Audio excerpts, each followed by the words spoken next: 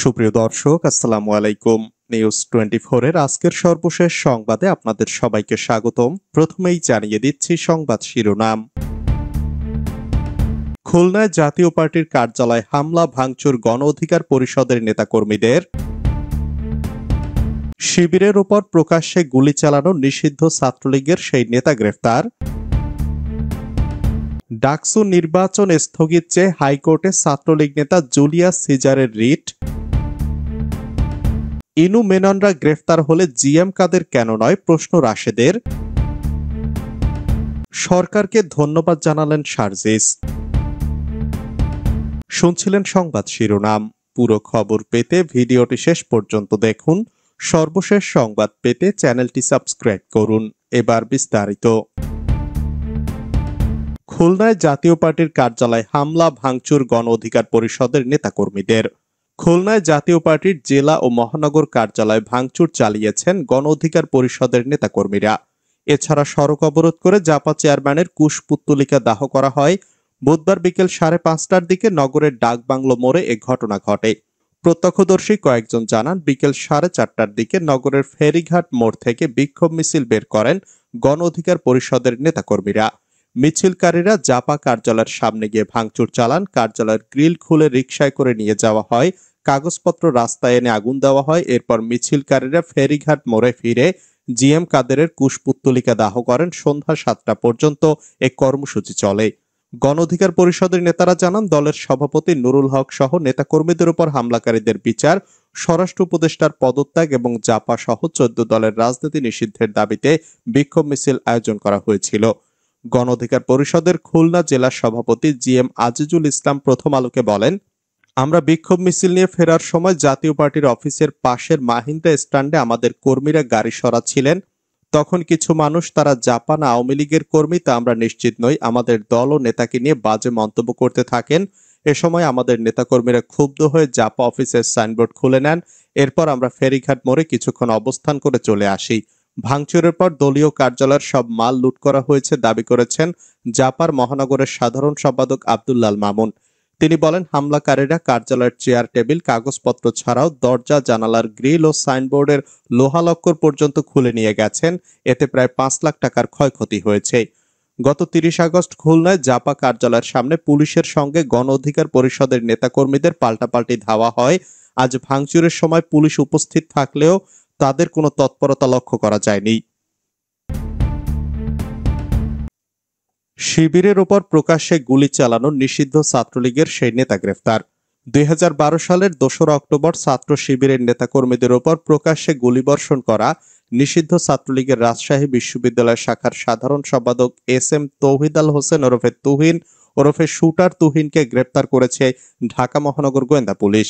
আজ বুধবার সকালে রাজধানীর আদাবর এলাকা থেকে তাকে গ্রেপ্তার করে ডিবি গুলশান বিভাগ।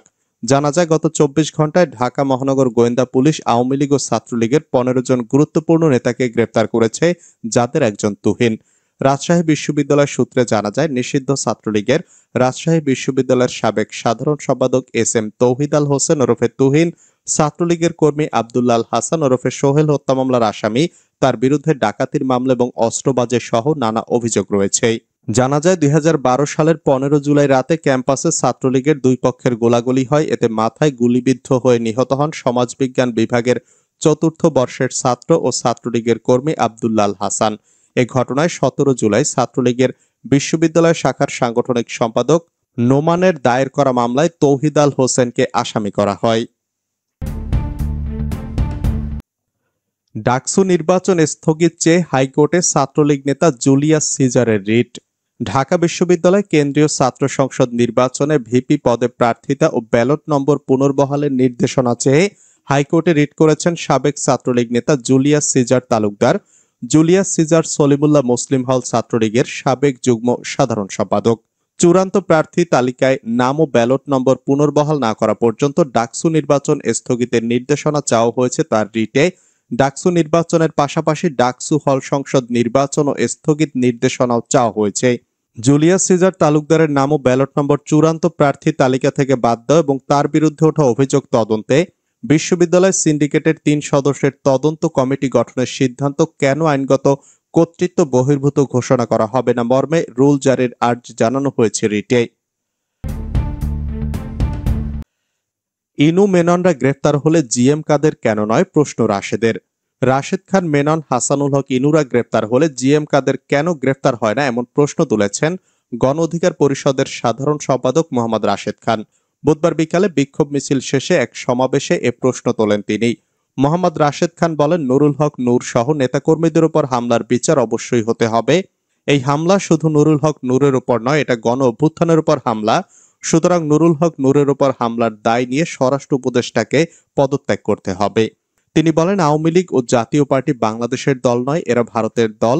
আপার মতো জাপাকেও ভারতে পাঠাতে হবে। রাশেদ খান মেনন, হাসানুল হক ইনুরা গ্রেফতার হলে জিএম কাদের কেন গ্রেফতার হয় না?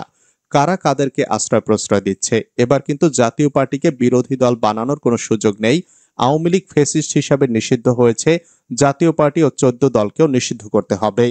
রাশেদ খান বলেন, আমাদের পরবর্তী কর্মসূচি ফ্যাসিবাদ বিরোধী ঐক্য এর ব্যানারে আগামী 5 সেপ্টেম্বর শুক্রবার বিকাল 3টায় শাহবাগ জাদুঘরের সামনে সংহতি সমাবেশ। এই সমাবেশ আমাদের ঐক্য প্রতিষ্ঠার সমাবেশ। আমাদের মধ্যে ঐক্য না থাকলে আওয়ামী লীগ আবারও ফিরে আসবে। সরকারকে ধন্যবাদ জানালেন শারজিস।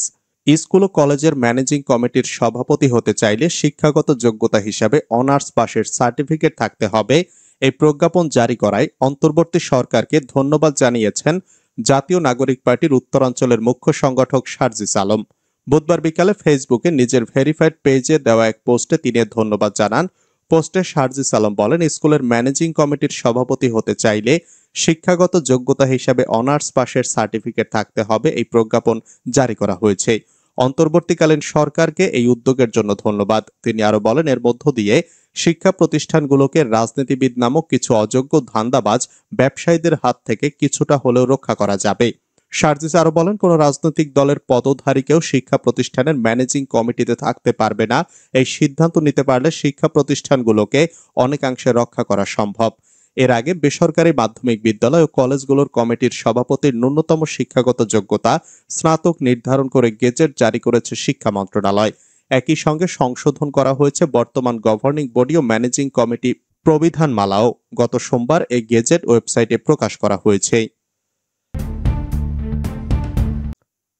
সুষ্ঠু নির্বাচন হলে ডাকসুতে বিজয়ী হবে ছাত্রদল, মন্তব্য রিজভীর। অবাধ ও সুষ্ঠু নির্বাচন অনুষ্ঠিত হলে ঢাকা বিশ্ববিদ্যালয় কেন্দ্রীয় ছাত্র সংসদ নির্বাচনে ছাত্রদলের প্যানেলেই বিজয়ী হবে বলে মন্তব্য করেছেন বিএনপির সিনিয়র যুগ্ম মহাসচিব অ্যাডভোকেট রুহুল কবির রিজভী। বুধবার বিএনপির 47তম প্রতিষ্ঠা বার্ষিকী উপলক্ষে ঢাকা জেলা বিএনপি আয়োজিত আলোচনা সভা ও র্যালির আগে তিনি মন্তব্য করেন। রুহুল কবির রিজভী বলেন, আন্দোলন সংগ্রাম ও নীতি আদর্শের দল হলো ছাত্রদল। ঢাবির শিক্ষার্থীরা যদি অবাধভাবে ভোটাধিকার প্রয়োগ করতে পারে তাহলে ছাত্র দলের প্যানেলেই জয়ী হবে।